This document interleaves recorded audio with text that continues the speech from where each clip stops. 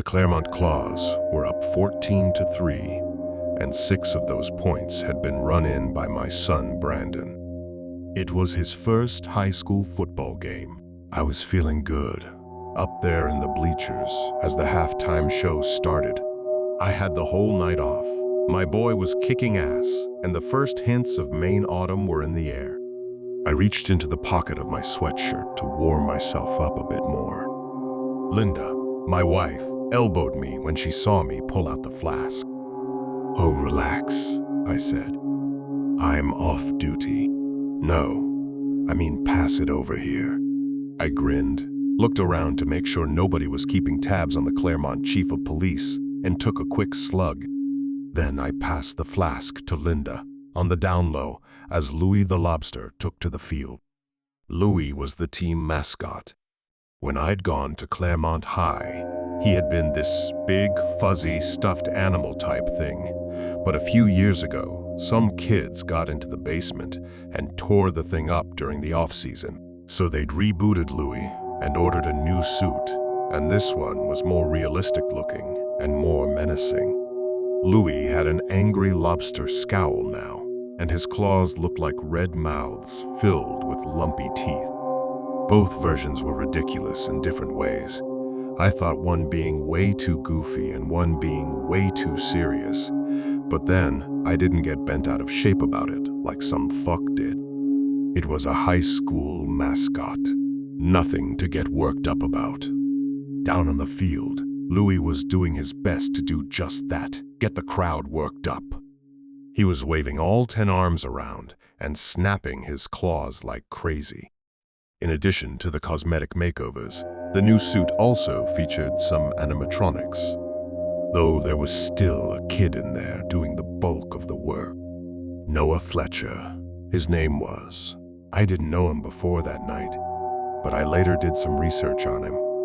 He was just a kid, an awkward kid who spent a lot of his time online and who didn't have many friends at school. People were surprised when he auditioned to be Louie, and even more surprised when he nailed the audition. He was a dork, Brandon told me after the incident. But, like, a cool dork, you know. He didn't look down his nose at us, and he tried.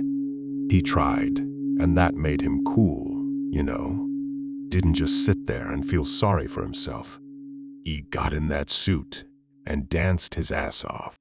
Halftime was wrapping up, and the crowd was egging Louie's antics on. After another hit of whiskey, I was doing the same, up on my feet, shouting, "Get him, Louie!" Rip him to shreds. That was when Joel Clements stood up from his seat in the 3rd row and began climbing down the bleachers. I noticed him out of the corner of my eye.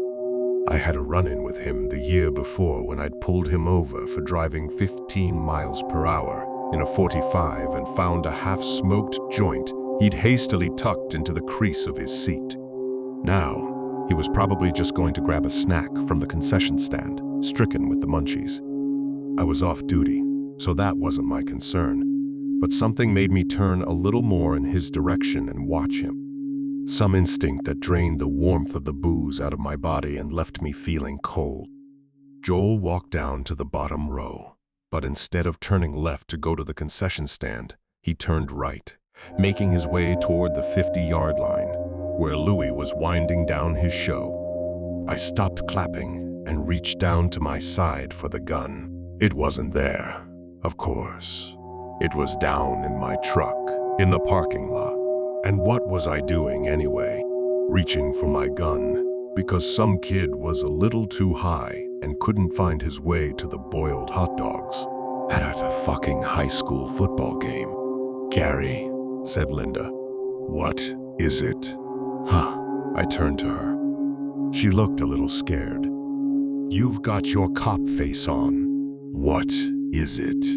"Oh, nothing. Just saw some stoner and wanted to keep an eye on him. Make sure he didn't get himself hurt." I nodded back over in Joel's direction and saw him hopping over the little fence down to the sidelines. Then I knew that something bad was going to happen. "Hey!" I shouted, but it was no good. The crowd was applauding Louis's performance, and I got the sudden, unshakable feeling that even if Joel had heard me, he wouldn't have stopped. He was on a mission, which meant that I had to be too. Joel stepped onto the field, and I started shoving people aside, making my way down there too. But I never had a chance to get over the fence before he pulled the gun out from the back of his pants, leveled it at Louis at Noah Fletcher, and fired 3 times. As I leapt the fence, the applause in the stands turned to panicked screams. I hit the ground running. Louis was on his back, spasming, his giant claws reaching up to the sky, opening and closing. Joel brought the gun to the side of his own head, and I crashed into him an instant before he pulled the trigger. The shot went up into the twilight sky. I was on top of Joel then, pinning his arms to the ground. He looked at me with swollen red eyes. A grotesque smile twisted itself into shape on his pale face. "I did it," he said. I punched him hard across the side of the head, and then he was out of it. Louis, I saw, was also out of it, maybe forever. The fierce lobster had stopped snapping his claws. Some of his limbs were still waving around, but I knew that was only due to the hidden mechanisms. At the station, I locked Joel Clements in a jail cell and sent our dispatcher/assistant Darlene, telling her to get some rest and that I'd man the phones. Then it was just me and the kid still unconscious in the building. I sat in my office drinking black coffee by the pot and sent Linda a few texts letting her know that everything was under control. It wasn't. I switched between the video feed of Joel tossing and turning in his cell, burning with some kind of fever, and the series of texts I had received from Bud Greenleaf. Bud and I had gone to school together, and he was with the EMTs who'd lifted Louis Noah still in the costume into the ambulance that had wailed its way to the 35-yard line a few minutes after it was called. The text said, "Jesus Christ, Gary, the kid is dead. And he died a long time ago. Doesn't make sense. He's decomposing. What happened? Kef, can you come follow us? Meet us at the hospital. Come. This isn't right." I'd been dealing with other things, like a panicked crowd and a murderer, so I didn't even have the resources to look at my phone as the texts were coming in. But once Joel was finally in his cell, I read them uneasily and responded, "I'm tied up here, bud. We'll send some guys." I radioed in to the 3 men I'd left at the football field. The 4 of us together were the entire Claremont Police Department, and told them to send 2 to the hospital and report back. Through the monitor, I saw Joel stir in his cell. I left my coffee in the office and went to wish him a good awakening. "Why'd you do it, Joel? Why'd you shoot Louis the lobster? Some kind of grudge? Getting too much attention you thought should be yours." Joel sat up on his cot and put his face between his hands. He started shaking, I thought with Sob's remorse, but when he lifted his head, it was with insane laughter. "I did it.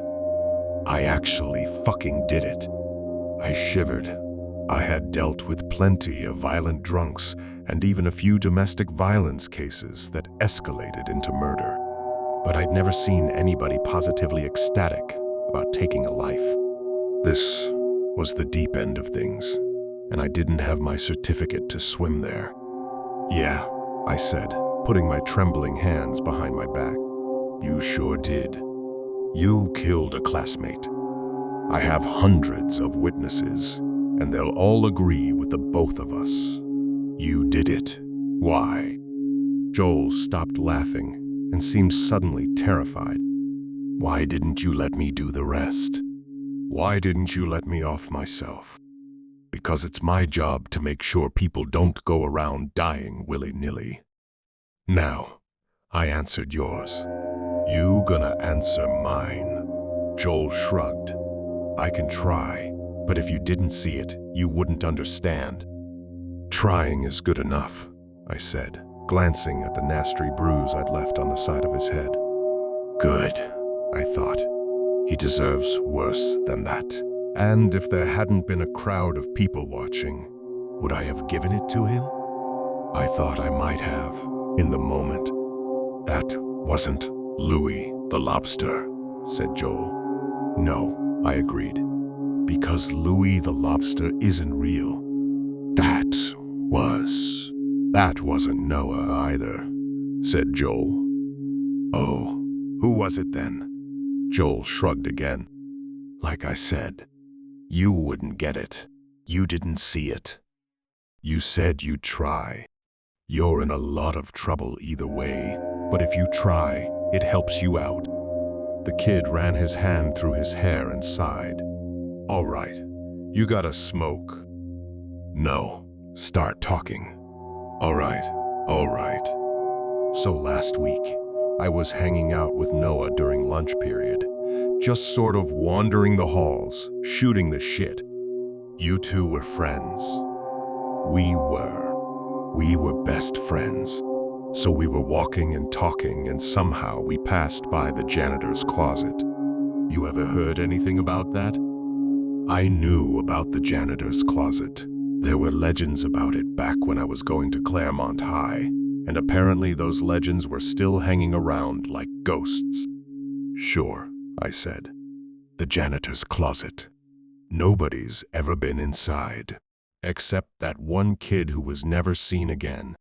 Or that other kid who was also never seen again. One from every graduating class. Never seen again, and nobody could even remember their names. Spooky stuff, but those are made-up stories. It's just a supply closet that they keep locked so troublemakers don't steal toilet paper.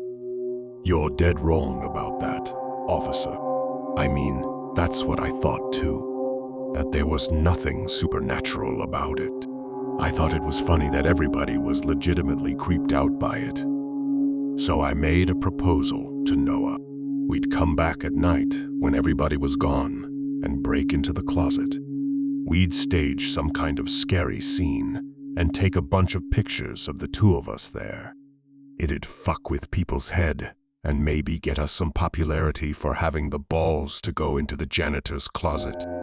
Joel started shaking again, and this time he was sobbing. God, he wailed. Why did we do it? It's my fault. It was my stupid idea. Any suspicion that the kid was jerking me around vanished, even as I suspect that his story was about to take a turn into the delusional. At least it would be an honest turn. Wait here, I said, then went back to my office for the pack of smokes I kept in a drawer.